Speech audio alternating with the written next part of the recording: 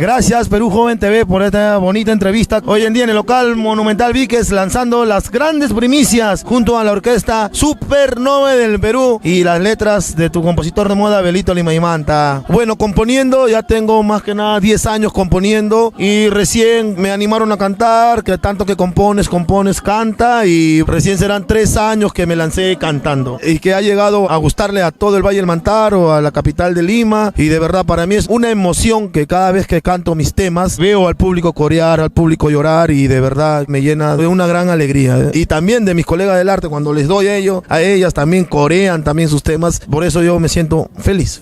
¿Y cuál fue tu primera composición, Abelito?